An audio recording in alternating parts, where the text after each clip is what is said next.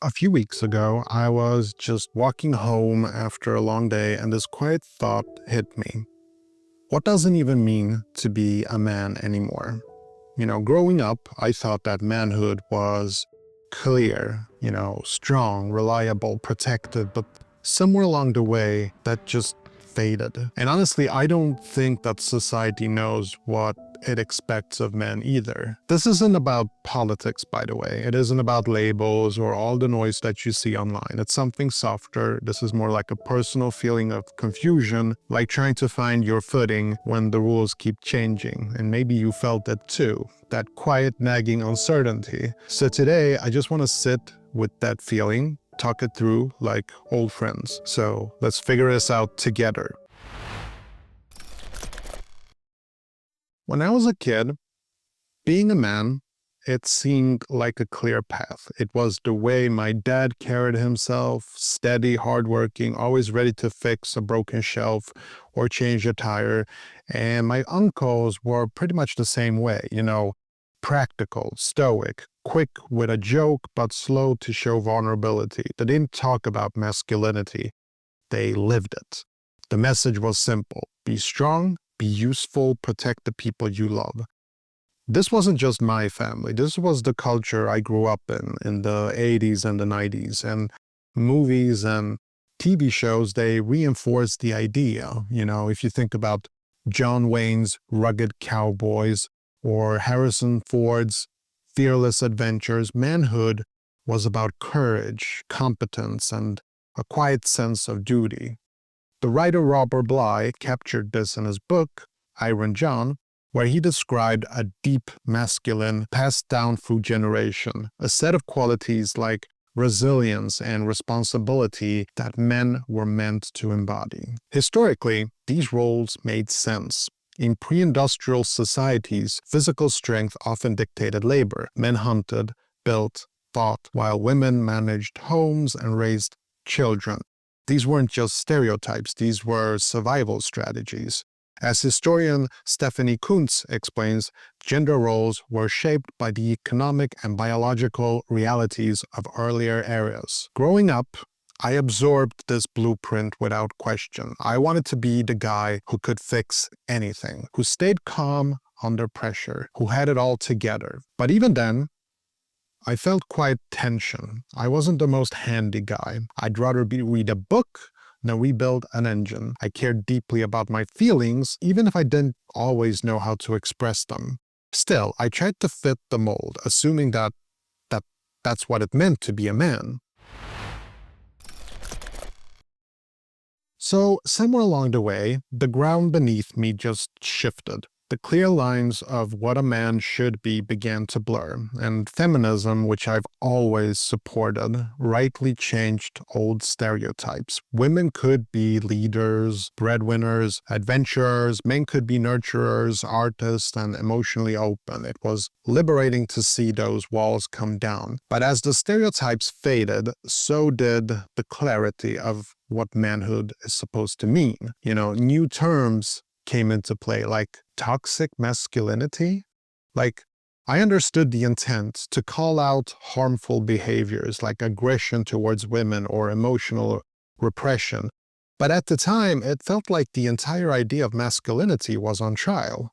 Ordinary things like offering advice, showing confidence, even holding a door open could be labeled as mansplaining or overbearing.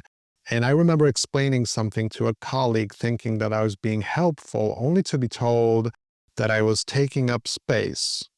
It left me second-guessing myself, wondering if my instincts were somehow wrong. Now, this confusion isn't just personal, it's cultural. Philosopher Alasdair MacIntyre described our era as a culture of emotivism, where shared frameworks for meaning have eroded. Without a common understanding of roles, we're left to navigate identity on our own with no clear map. A 2021 study in Gender and Society found that many men feel caught between traditional expectations, to be a provider, to be tough, and modern ones, being vulnerable, be egalitarian. That's exactly where I've been, sort of stuck in the middle, unsure what society wants from me. And I've sort of questioned my biological identity. Like, I'm a man, always have been, I've always been attracted to women, and I'm happily married to one. But culturally, emotionally, the rules of manhood feel like a puzzle with missing pieces. If I lean into traditional traits, I risk being called outdated. If I embrace newer models, I'm told, not man enough. It's exhausting, and it's made me question whether I even want to play by these rules anymore. So here's where I've quietly landed. I don't have a gender, not in the way that society defines it anyway. And I'm done chasing expectations that shift like sand or trying to fit into a mold that feels contradictory. I'm just me. I don't walk around calling myself genderless or making a statement about it. It's more of an internal exhale, a decision to stop wrestling with society's unclear demands and focus on what feels true. Now, this idea isn't entirely new. In the 1970s, psychologist Sandra Bem introduced the concept of androgyny, arguing that people could blend masculinity and feminine traits, strength and empathy, independence and connection, without being confined to one or the other. Her research showed that those who embrace this flexibility tend to be more resilient and content. And I find something very freeing about that idea. I don't need to be the stoic fixer or the hyper-emotional poet. I can be both or neither, depending on what the moment calls for. Letting go of rigid gender roles has been a quiet relief. I still fix things when they break, not because it's manly, because I like solving problems. And I show up for my wife and friends, not to prove that I'm protective, but because I care. I stay curious about life, not to check a box, but because it keeps me grounded. As psychologist Carl Jung wrote, the privilege of a lifetime is to become who you truly are.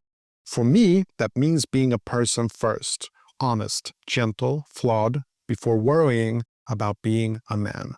Now, this doesn't mean that I'm immune to doubt. I still feel a bang when someone implies that I'm not masculine enough, or when I catch myself measuring up to some old ideal, but I'm learning to sit with that discomfort, to see it as a sign that I'm questioning, that I'm growing. But in that space, I found a kind of space, that sense that I don't need society's approval to know who I am.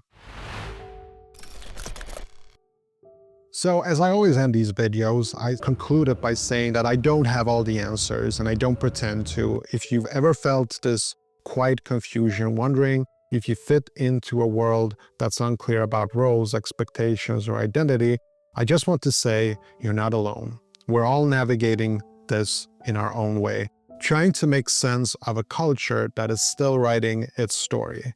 Maybe the point isn't to find a perfect definition of what it means to be a man or a woman or anything else. Maybe it's about living honestly with the people we love in a way that feels true to who we are. As poet David Whyte writes, the courageous conversation is the one you're already having with yourself. This video is mine, a small piece of that inner dialogue shared with you. So here's my invitation.